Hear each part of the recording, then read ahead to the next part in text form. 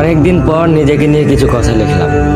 ধ্বংসের দিকে তাকিয়ে মুচকি হাসি দেওয়া অদ্ভুত মানুষ আমি। হয়তো আমি পাগল, হয়তো অনুভূতির ভিতরে কোনো এক গভীর অতল দুঃখ বাসা বেঁধেছে। তবুও নিজেকে জোর করে হাসাতে শিখে গেছি। যেদিন ভেতরটা একবারে ভেঙে গিয়েছিল, সেদিনও বাইরে থেকে এক চিলতে হাসি মুখে নিয়ে সবার সামনে দাঁড়িয়েছিলাম। কষ্টগুলোকে আমি বন্ধু বানিয়েছি, একাকিত্বকে আপন করে নিয়েছি। মানুষ ভাবে আমি হয়তো সুখী, শক্ত, নির্লিপ্ত, কিন্তু তারা জানে না প্রতি রাত আমার এক একটা লড়াই। নিজেকে নিজেই বুঝিয়ে রাখি তুই ভালো আছিস, অথচ আমি জানি আমি ভালো নেই।